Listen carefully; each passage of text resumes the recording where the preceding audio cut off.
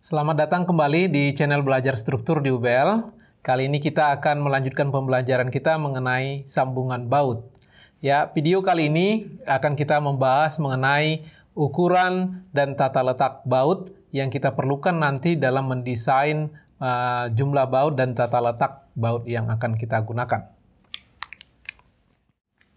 Oke, kalau kita berbicara tentang baut, kita juga tidak lepas dengan hubungannya dengan lubang baut yang kita perlukan untuk membuat baut tersebut bisa terpasang. Jadi hal yang pertama yang mau saya diskusikan adalah mengenai ukuran baut dan lubang bautnya. Di peraturan kita, peraturan SNI 1729/2015 yang mengadopsi peraturan sebelumnya yaitu yang ada di Amerika, ISC 360 tahun 2010.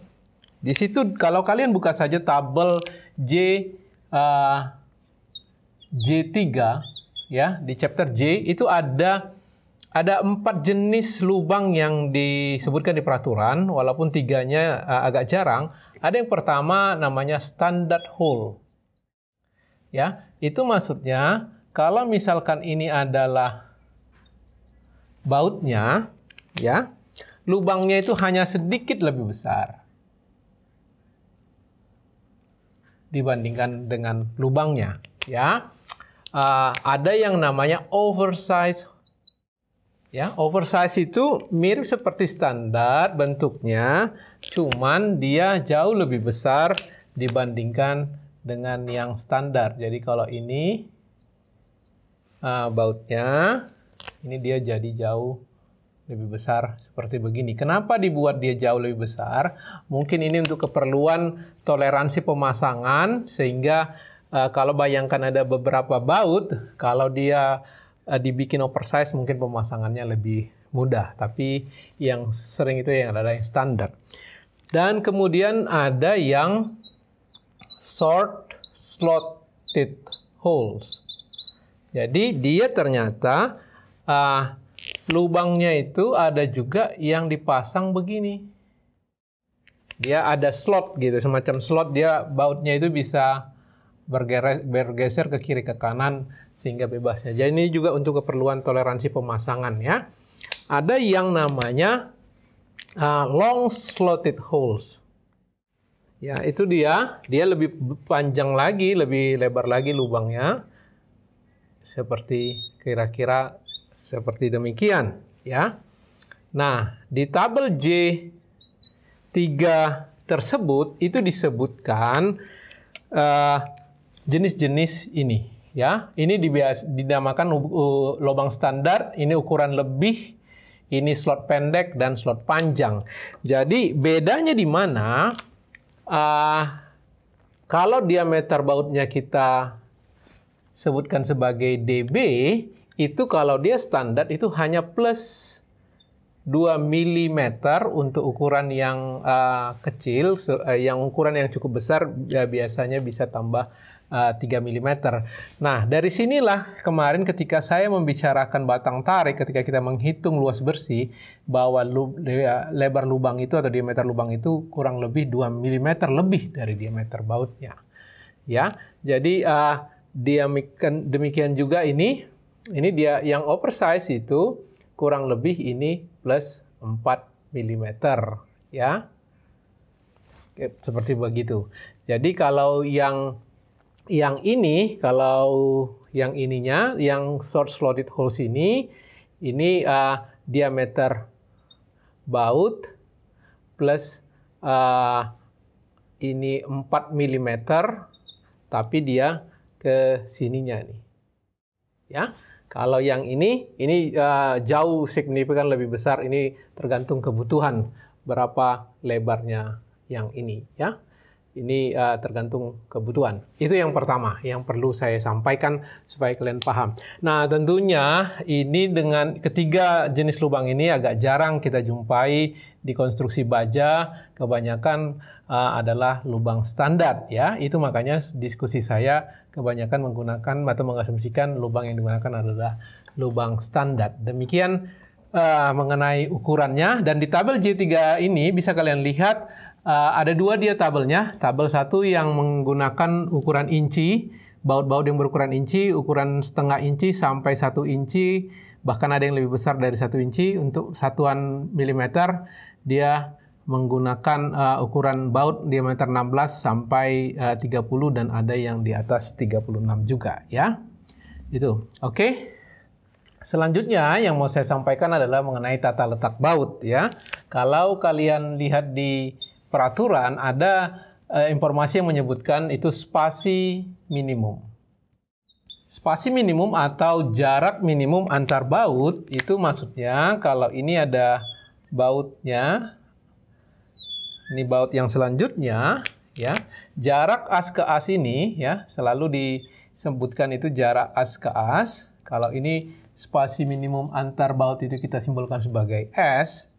Ya, ini tidak boleh juga terlalu dekat jarak antar bautnya supaya tidak gampang mengalami kegagalan tumpu. Seperti itu mungkin maksudnya. Dan di peraturan mengatakan spasi ini harus lebih besar dari 2/3 dari diameter baut.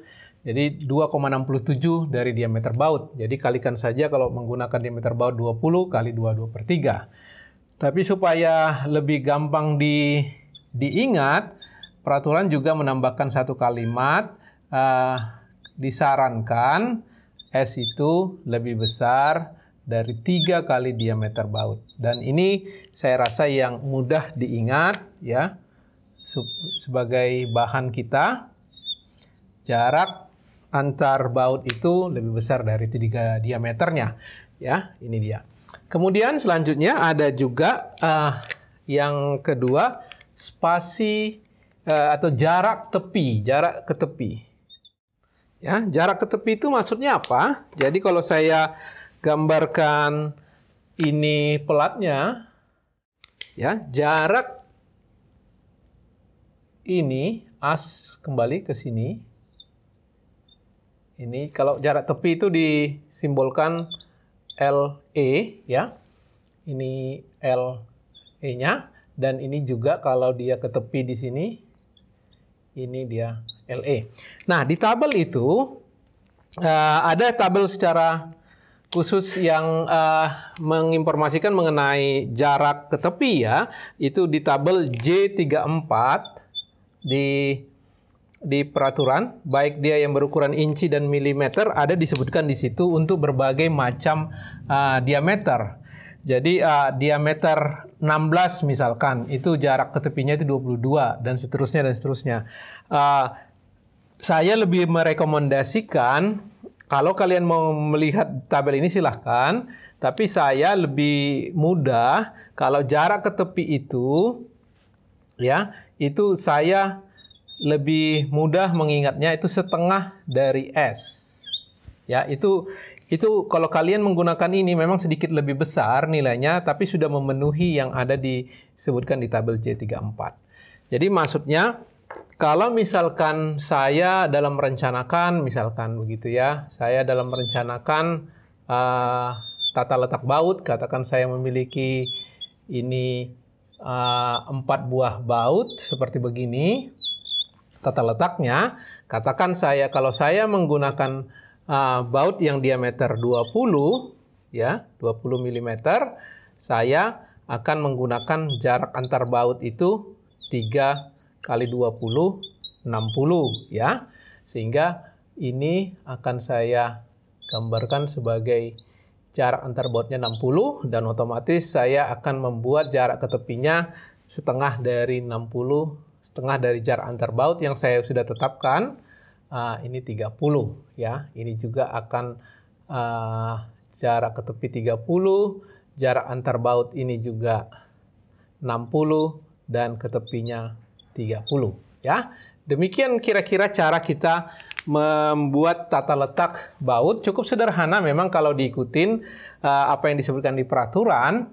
Nah, satu hal positif yang bisa kita ambil dari kita mengikuti kebijakan dari peraturan mengenai jarak minimum dan jarak ke tepi minimum ini, kalau kita ikutin itu, ingat ada satu kekuatan blok geser yang saya diskusikan, itu kemungkinan besar tidak terjadi. blok geser tidak akan terjadi kalau spasi-spasi ini kita ikuti dengan baik. Ya, mudah-mudahan bisa dipahami mengenai ukuran data terletak baut. Cukup sederhana informasinya dan video ini cukup singkat juga. Dan selanjutnya dengan pemahaman ini dan kita sudah tahu cara menghitung kekuatan sambungan baut, selanjutnya coba nanti akan saya bahas, diskusikan bagaimana kita mendesain sambungan baut, berapa jumlah baut yang dibutuhkan, dan kita akan coba mendesain tata letaknya. Terima kasih ya buat perhatiannya. Sampai ketemu di pembelajaran berikutnya.